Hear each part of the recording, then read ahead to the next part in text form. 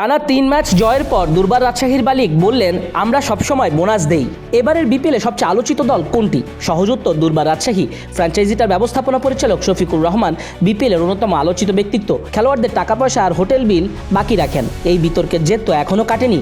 এর মধ্যে টানা 3 ম্যাচ জেতার পর দলকে বোনাস দেবেন বলেও জানিয়েছেন তিনি। চট্টগ্রাম পর্বেই রাজশাহী বিতর্ক সামনে আসে। 17 জানুয়ারি চট্টগ্রাম তাদের প্রথম ম্যাচের একদিন আগে খেলোয়াড়দের প্রতিশ্রুত প্রথম 25% টাকা না পাওয়ার প্রতিবাদে অনুশীলন করেনি। চট্টগ্রামে যে হোটেলে থেকেছেন সেখানেও হয়েছে ঝামেলা।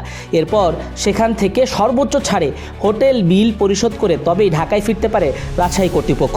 এরপর ঢাকায় ফিরে খেলা প্রথম ম্যাচে তো পাওনা না পেয়ে কোনো বিদেশি ক্রিকেটার মাঠেই নামেননি। রাজশাহী অবশ্য স্থানীয় ক্রিকেটারদের নিয়ে হারিয়ে দিয়েছে টুর্নামেন্টের অন্যতম সেরা রংপুরকে, তাও একবার না দুইবার। আর সিলেটি স্ট্রাইকার্সকে হারিয়ে পেয়েছে হ্যাট্রিক জয় দিয়ে লিগ পর্ব শেষ করা রাজশাহীর চোখে এখন প্লে অফের স্বপ্ন। সে কারণে উচ্ছ্বসিত রাজশাহীর মালিক। আমাদের মাথাতেই ছিল যে আমরা শেষ চারে যাব। মানুষ অনেক কথা বলেছে, তবে আমরা বদ্ধপরিকর ছিলাম। আমরা দেখিয়ে দেব। বিদেশি খেলোয়াড়দের সঙ্গে এক ভুল বোঝাবুঝি হয়েছিল, তবে আমাদের ছেলেরা তো আছেই। বোনাসের প্রশ্নে শফিকুর রহমান বলেন, আমরা সবসময় বোনাস দেই। ঘোষণা শুনবেন আরও বড় বোনাসের। রাজশাহী ঘুরে দাঁড়িয়েছে পেসার তাসকিন আহমেদের নেতৃত্বে, যদিও তিনি দায়িত্ব নেন গত 20 জানুয়ারি। এর আগে অধিনায়ক ছিলেন এনামুল হক বিজয়।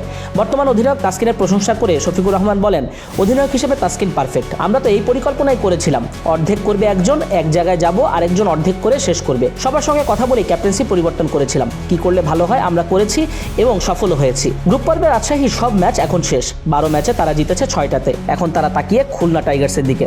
একটু পা হরকালেই খুলনা বাদ পড়ে যাবে, রাজশাহী চলে যাবে প্লে অফে।